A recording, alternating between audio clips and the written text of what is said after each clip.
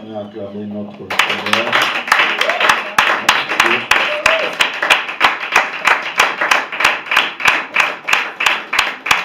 Alors nous reprenons nos places. Nous reprenons nos places. Nous rendons grâce à Dieu pour sa fidélité. Comme notre pasteur, Papa Joe, vient de dire,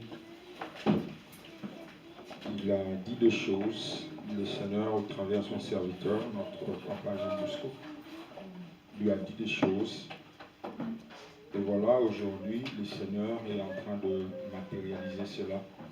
Nous rendons multiple l'action de grâce à Dieu. Alléluia. Amen. Il est un père aussi pour moi. Le temps me manque de vous raconter.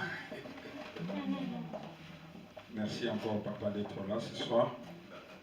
Alors, je nous propose 3 textes bibliques. 3 textes bibliques. Le premier texte sera dans 2 Samuel chapitre 9. 2 Samuel chapitre 9. Pour ceux qui notent, 2 Samuel chapitre 9, du premier verset au 9e verset. Et le deuxième texte, ce sera dans 2 Samuel chapitre 4, et nous lirons le verset 4. 2 Samuel chapitre 4, le verset 4. Et le troisième texte, nous lirons 1 Samuel chapitre 18, verset 1er au 4e verset. Je reprends 2 Samuel chapitre 9, verset 1 à 9, 2 Samuel chapitre 4, verset 4, et enfin 1 Samuel chapitre 18, verset 1 à 4. David dit, reste-t-il encore quelqu'un de la maison de Saül pour que je lui fasse du bien à cause de Jonathan? Il y avait un serviteur de la maison de Saül nommé Tiba, que l'on fit venir auprès de David. Le roi David dit, es-tu Tiba? Il répondit, ton serviteur. Le roi dit, n'y a-t-il plus personne de la maison de Saül pour que j'use envers lui de la bonté de Dieu? Et Tiba répondit, ô roi, il y a encore un fils de Jonathan, perclus de pieds. Le roi lui dit, où est-il? Et Tiba répondit, ô roi, il est dans la maison de Maki, fils d'Amiel, à Lo-Débar. Le roi David l'envoya chercher dans la maison de Maki, fils d'Amiel, à Lo-Débar. Verset 6. Et Méphibosheth, fils de Jonathan, fils de Saül, vint auprès de David, tomba sur sa face et se prosterna. David dit, Méphibosheth. Il répondit, voici ton serviteur. David lui dit, ne crains point, car je veux te faire du bien, à cause de Jonathan, ton père. Je te rendrai toutes les terres de Saül, ton père, et tu mangeras toujours à ma table. Il se prosterna et dit, qu'est ton serviteur pour que tu regardes un chien mort tel que moi? Verset 9. Le roi appela Tiba, serviteur de Saül, et lui dit, je donne au fils de ton maître tout ce qui appartenait à Saül et à toute sa maison. 2 Samuel 4, verset 4. Jonathan, fils de Saül, avait un fils perclus de pieds et âgé de 5 ans, qu'arriva de Israël la nouvelle de la mort de Saül et Saül et de Jonathan, sa nourrice le prit et s'enfuit. Et comme elle précipitait sa fuite, il tomba et resta boiteux. Son nom était Méphibosheth. Le dernier texte, en Samuel, chapitre 18, verset 1 à 4, la Bible dit, David avait achevé de parler à Saül, et dès lors, l'âme de Jonathan fut attachée à l'âme de David. Et Jonathan l'aima comme son âme. Ce même jour, Saül retint David et ne le laissa pas retourner dans la maison de son père. Jonathan fit alliance avec David. Parce qu'il l'aimait comme son âme, il ôta les manteaux qu'il portait pour le donner à David et lui donna ses vêtements, même son épée, son arc et sa ceinture. Que Dieu bénisse sa parole. J'aimerais partager avec nous sur un thème simple. À cause de l'alliance. Dis avec moi, à cause de l'alliance. Je veux que tu le dises à celui qui est juste à ta côté, à tes côtés, à cause de l'alliance. À cause de l'alliance. Alors là, nous sommes en train de voir David au sommet de son règne. Il a accédé à la royauté, il a affermi son trône, il a installé ses fils. La Bible parle cela dans la Bible où je suis en train de voir. On parle de ministre d'État, c'est dans la Bible. Lorsque David devint roi, la Bible dit qu'il plaça ses fils comme ministre d'État. Il a affermi son trône, mais un jour il fait appel à ses conseils. Il dit, reste-t-il quelqu'un de la maison de Saül pour que je lui fasse du bien? Mais à cause de Jonathan. Il dit, je cherche quelqu'un de la maison de Saül que je veux faire du bien, mais pas à cause de Saül, mais à cause de Jonathan. Alléluia. Amen. Finalement, on fait appel à un de ses serviteurs. Et la Bible nous informe que ce serviteur était d'abord serviteur de Saül. Il s'appelait Tiba. Lorsque Tiba vint, il dit au roi, justement, il y a un fils de Jonathan qui est encore en vie. Il dit, mais malheureusement, il est à Lo-Débar. Il donne le nom de la personne chez qui cet enfant habitait. Il est à Lo-Débar chez un certain Amiel, fils de Maki. Mais il dit, mais malheureusement, il est perclus de pied. Et il s'appelle Méphibosheth. David dit, va le chercher. Mais comment est-ce que cette histoire commence? Et comment est-ce que David peut faire appel à un des fils de Jonathan? Nous venons de lire dans 2 Samuel chapitre 4, verset 4. Et nous avons lu aussi 1 Samuel chapitre 18, verset 1 à 4. Dans 1 Samuel chapitre 18, verset 1 à 4, la Bible dit que lorsque David a tué Goliath, le fils de Saül s'est affectionné à David. La Bible dit qu'il l'aima comme son propre cœur. Alors par rapport à cet amour, écoutez-moi très bien, Jonathan propose une alliance à David. Et pour sceller cette alliance, il a donné un certain nombre de choses dont j'aimerais parler pendant quelques minutes. Ouvrir une parenthèse et puis fermer.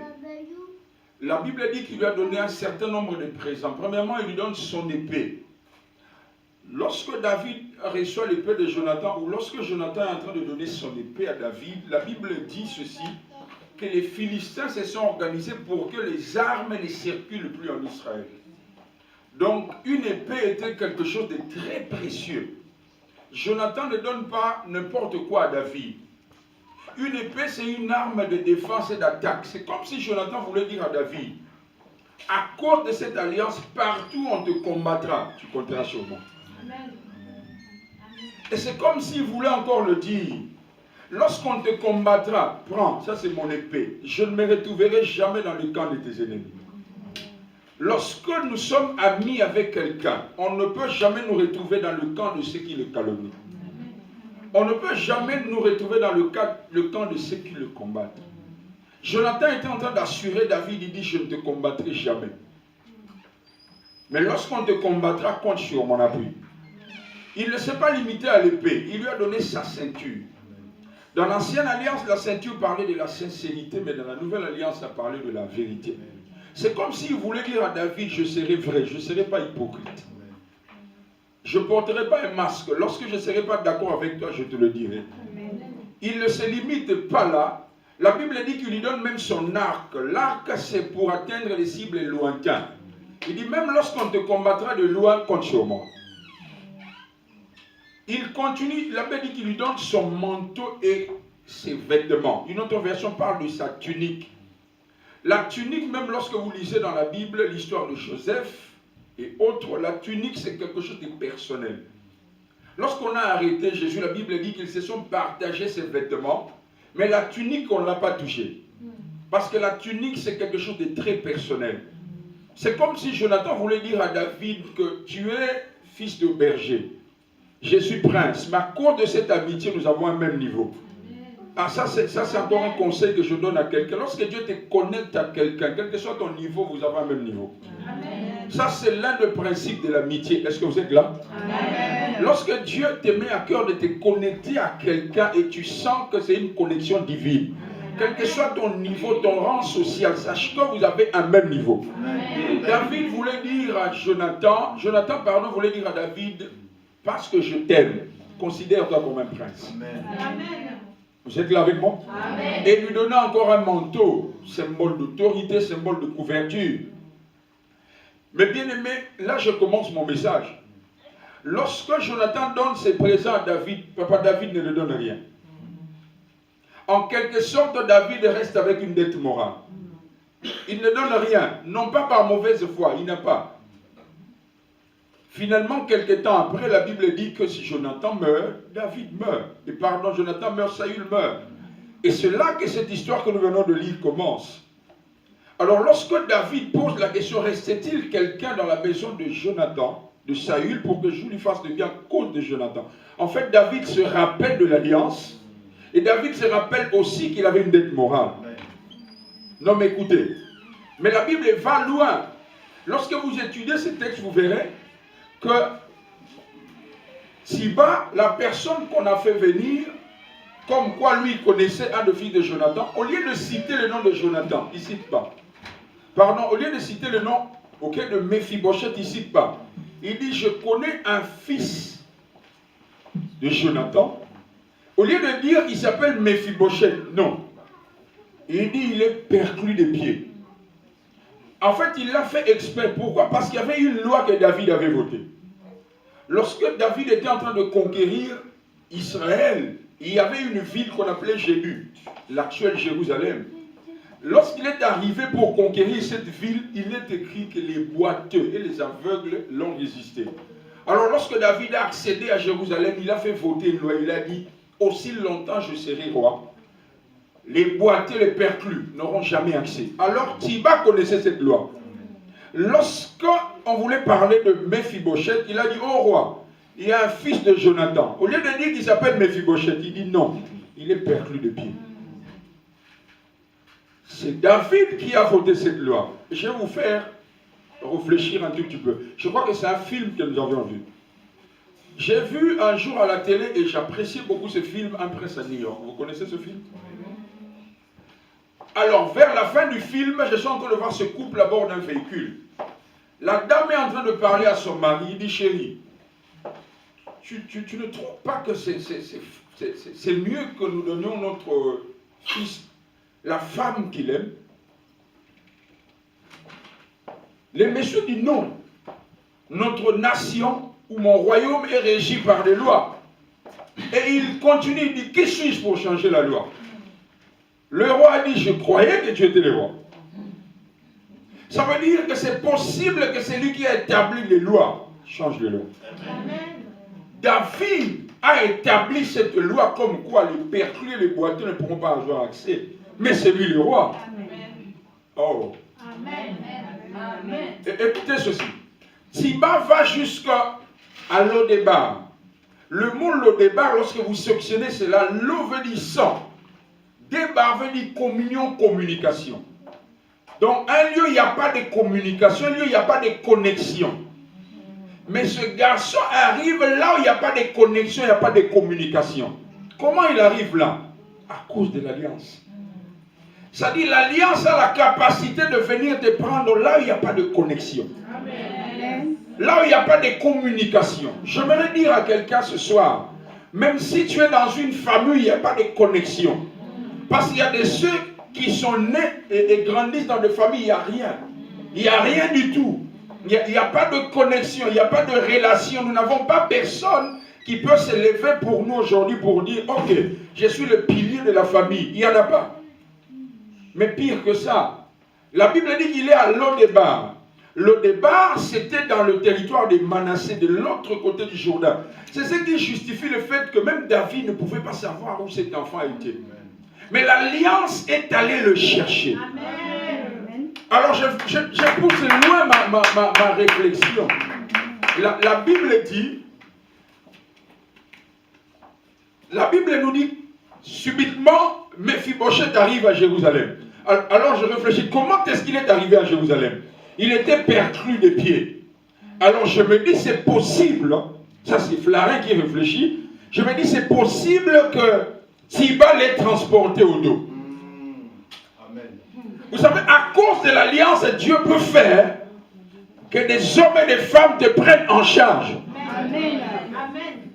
Je suis en train de voir dans la Bible Joseph en train de faire jurer ses frères. Il dit, je vais mourir, mais Dieu vous visitera. Amen. Lorsqu'il vous visitera, je ne veux pas que vous laissiez mes ossements ici. Comment est-ce que Joseph peut être sûr que Dieu le visitera? Parce qu'il y a une parole qui a été dite. Amen. Dieu a fait alliance avec Abraham. Amen. Il a dit à Abraham, tes descendants seront étrangers dans un pays. Amen. Je crois que Joseph a capté cette parole. Et bien aimé, ce qui est grave, lorsque Moïse est devenu roi, libérateur, après plus de 400 ans, alors qu'Israël devait quitter l'Égypte, la Bible dit, Moïse donne l'ordre qu'on prenne aussi les ossements de Joseph. Oh, je parle à quelqu'un. Amen. Il donne l'ordre qu'on prenne aussi les ossements de Joseph. Amen. Alléluia. Amen. Je reprends. Il donne l'ordre qu'on prenne aussi les ossements de Joseph. Pourquoi? Parce que Joseph est justement descendant d'Abraham. Et Dieu a fait une alliance avec Abraham. Amen. Donc Joseph était bénéficiaire de l'alliance. Et comment est-ce que Dieu peut veiller sur un cadavre qui a une alliance avec Dieu? Et toi qui es vivant, est-ce que vous savez qu'il y a des gens qui sont morts dans le désert, qu'on les a enterrés dans le désert? Mais le cadavre qui était en alliance avec, le cadavre est entré jusqu'à Canaan. Comment est-ce que Dieu peut prendre en charge un cadavre et toi tu es vivant? Oh, je parle à quelqu'un. Je déclare par le Saint-Esprit au nom de Jésus. Mais figurez-vous ici, je ne suis que dans l'ancienne alliance. Je ne suis que dans l'ancienne alliance. Je n'ai pas encore parlé de la nouvelle alliance. Je suis en train de parler de Méphibosheth. Oh Église, écoutez. Si par des choses périssables, l'épée, le manteau, l'arc, les sandales, Méphibosheth qui était soumis à une loi, entre à Jérusalem. Nous, ce n'est pas par de l'or, ni avec de l'argent que nous avons été rachetés. Nous avons été rachetés par le sang précieux, le sang de l'agneau. Oh, quelqu'un n'a pas entendu. Est-ce que quelqu'un croit à ces choses? Ce n'est pas à cause de l'or. Église, écoutez, si David, qui est un humain, se rappelle de l'alliance, à combien plus forte raison les dieux de la Bible? Vous savez quoi? David a donné des présents, mais Jésus a donné sa vie. Oh yes. J'aime comme Papa Jean Bosco dit, la loi a été donnée par Moïse, mais la grâce est venue. La grâce est une personne. Oh, j'aimerais dire à quelqu'un qui croit qu'il n'est personne. Tu as quelqu'un. Tu as quelqu'un. Je dis tu as quelqu'un. Dieu me dit de dire à quelqu'un, si on te prend tout, on te laisse Jésus. Ça veut dire on te laisse tout. Lorsque j'étais à l'école, on m'a appris qu'une phrase est phrase à cause de trois choses. Sujet, verbe et complément. Amen. Lorsque vous enlevez le verbe, la phrase perd son sens. Mais dans la version Jérusalem, on ne dit pas au commencement était la parole, on dit au commencement était le verbe. Amen. Donc lorsque vous enlevez le verbe qui est Jésus dans la Bible n'a plus de sens. Oh yes. Alors lorsque vous enlevez Jésus, ma vie c'est comme une phrase. Oh yes. Lorsque vous enlevez Jésus dans ma vie n'a plus de sens. Amen. Comment quelqu'un, il était perclus des pieds. 2, il était limité par une loi. 3, il habitait dans un lieu sans connexion, sans communication. Peut arriver à Jérusalem et manger au même titre que les enfants du roi David. Oui. Répète avec moi à cause de l'alliance. À cause de l'alliance. Non, répète bien à cause de l'alliance. À cause de l'alliance. Je peux avancer? Amen. Alors, pourquoi est-ce que beaucoup d'entre nous souffrons, bien que ces choses sont écrites? Parce que nous nous comportons comme cette nourrice. Dis avec moi la nourrice. La nourrice qui a pris cet enfant. Beaucoup de chrétiens, nous nous comportons comme la nourrice. Parce que la Bible dit, lorsque David est devenu roi, la nourrice apprenant la nouvelle de l'accession de David à la royauté, il a pris l'enfant de Jonathan, voulant fuir avec l'enfant est tombé. Pose la question à ton voisin, pourquoi elle fuit? Elle fuit quoi? Il y a 3 ou 4 raisons pour lesquelles elle fuit. La première raison, elle n'est pas au courant de l'alliance entre David et Jonathan. Si elle était au courant qu'il y a une alliance qui a été conclue il y a plusieurs années, elle n'allait pas fuir. Ça veut dire que David n'était pas leur ennemi. David était leur allié. La Bible dit, ceux du peuple qui connaîtront leur Dieu agiront avec fermeté. Amen. Et ils n'auront pas hâte de fuir. Oh, je bénis quelqu'un. Je bénis quelqu'un. Ce n'est pas nous qui avons fait alliance avec Dieu. C'est Jésus qui a fait alliance avec Dieu. Et nous avons fait alliance avec Jésus. Donc lorsque Dieu nous regarde en bas, il voit Jésus. Et dans Jésus, il nous voit. Oh, je parle à quelqu'un. Écoutez ceci. Lorsque je prends un œuf, les jaunes d'œufs, comment ça s'appelle? Un œuf. Les blancs d'œufs, comment ça s'appelle? Et le coquille s'appelle comment? Un œuf. Avant de prendre le jaune d'œuf que je suis, il faut prendre le blanc d'œuf. Et avant de prendre le blanc d'œuf, il faut casser la coquille. Dieu, c'est la coquille. Jésus, c'est le blanc d'œuf. Moi, c'est le jaune d'œuf. Donc, tu ne peux pas m'arracher entre les mains de Dieu. Oh, je parle à quelqu'un. Tu ne peux pas m'arracher entre les mains de Dieu. Je suis Méphibosheth, d'accord. Perclus de pied, d'accord. D'ailleurs, Méphibosheth, sincère qu'il est, il a reconnu qu'il n'était pas digne. Il dit, comment est-ce que moi qui suis un chien mort, puis-je avoir grâce, faveur, bien-aimé dans le Seigneur? C'est d'abord à cause de son amour. C'est d'abord à cause de sa grâce. C'est d'abord à cause de sa miséricorde. Ce n'est pas nous qui l'avons choisi. C'est lui qui nous a choisis. Méphibosheth à Lo-Débar, qui veut dire sans connexion, sans communication. Un ex-prince, il n'avait plus d'avenir. Nous aussi, étrangers de Dieu, nous étions dans le monde, dans le péché, étrangers aux alliances, pardon. C'est Jésus qui est descendu.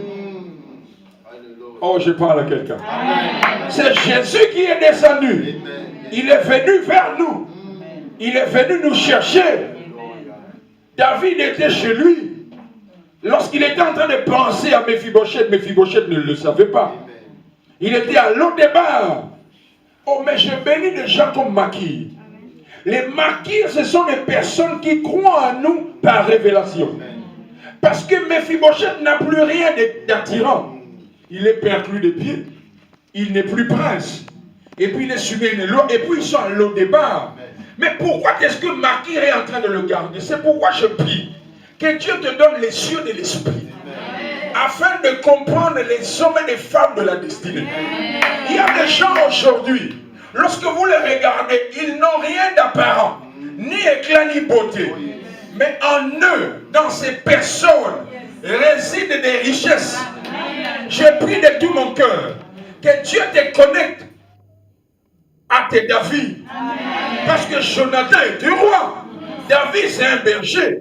Potentiellement, c'est Jonathan qui devait remplacer Saül. Amen. Comment est-ce qu'un prince peut donner ses présents à un berger? Je prie au nom de Jésus, bien que tu sois à Paris, que Dieu te donne le discernement, afin que tu te connectes aux bonnes personnes. Parce que j'ai appris dans ma petite marche avec Dieu, que lorsque Dieu veut changer ta vie, il te connecte à de nouvelles personnes. Amen. Et le diable fait pareil. Lorsqu'il veut détruire ta vie, il te connecte à de nouvelles personnes. Amen. Ça veut dire qu'il y a des connexions divines, mais aussi des connexions diaboliques. Amen. Je prie au nom de Jésus que le Saint-Esprit t'aide pour que tu te connectes aux hommes et aux femmes providentielles. Oh, quelqu'un dit Amen très venir, perclus des pieds. Et Makir n'était pas ignorant de la loi que David avait fait voter. Qui peut aujourd'hui aller dire au roi, enlève cette loi? Parce que les Jébusiens ont dit à David, ici tu n'entreras pas. Si tu insistes, même les boiteux et les aveugles. Donc cette loi était là en train de planer. Mais Makir s'est attaché à Mephibosheth. Il croyait en la destinée de Mephibosheth. Église, écoutez ceci. Parce que tu es en alliance avec Dieu, en Jésus, continue à faire confiance en Jésus. Lorsque quelqu'un s'approche de toi, te minimise, il n'y a pas de problème. Amen, amen. J'ai appris que les choses de valeur sont fabriquées par des choses de valeur. Amen, amen. Lorsque vous voyez une Tesla, ou Tesla, la voiture, ou une Mercedes, ou une Rolls-Royce, les objets qu'on a placés pour fabriquer la Rolls-Royce sont des objets précieux. Amen. Amen. Je peux avancer? Amen. Mais, est-ce que tu sais que tu as de la valeur? Amen. Une valeur inestimable. Amen. Tu es précieux. Parce que tu as été racheté par ce qui est précieux. Amen. Comment quelque chose qui ne vaut rien peut être racheté par ce qui est cher? Le sang de Jésus est précieux. Comment est-ce que Dieu, pour te racheter, utilise le sang précieux? C'est que tu es précieux. C'est que tu as de la valeur. Ce qui est bien. La Bible dit tu as du prix à mes yeux. C'est l'important. L'important, c'est que tu as du prix aux yeux de Dieu. Oh, je parle à quelqu'un. Ce qui reste, c'est rien du tout. L'important, c'est que tu représentes quelque chose d'abord pour Dieu. Papa, j'aime les corbeaux et les renards. Vous savez ce que le renard a dit? Non, mais il est terrible. Bonjour, monsieur le corbeau. Que vous êtes?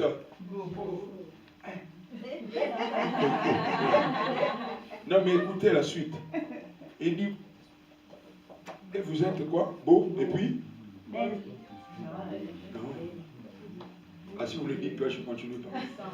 Que vous me semblez? Ça veut dire quoi? Ça veut dire que tu es beau pour moi. Même si pour tout le monde tu es noir, bizarre, avec un bec bizarre, il dit non, vous me semblez. Et puis il va loin, il dit je jure sans mentir. Bien aimé, laisse-moi te motiver. Il y a quelqu'un quelque part que Dieu a déjà donné la révélation de qui tu es. Amen. Ah, cette personne est en train de venir. Amen. Je parle comme un prophète, j'entends le pas de la personne providentielle. Amen. Cette personne est en train de venir. Yes. J'ai vu Samson en face de Philistin. Il est résisté par le Philistin.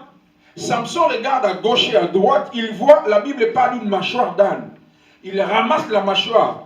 Par la mâchoire d'âne, Samson tue plus de 1000 Philistins. Mais est-ce que vous savez que cette mâchoire-là, l'âne, lorsqu'il était vivant, il n'a tué aucun Philistin. Et lorsque les gens passaient là, ils négligeaient la mâchoire. Ça veut dire que quelque chose peut ne pas avoir de la valeur pour quelqu'un d'autre, mais pour toi. Ou alors tu peux ne pas représenter quelque chose pour quelqu'un, mais pour quelqu'un d'autre. C'est pourquoi je suis en train de dire, parce que tu as de la valeur au prix de Dieu, aux yeux de Dieu, il y a des hommes et des femmes quelque part que Dieu a déjà mis à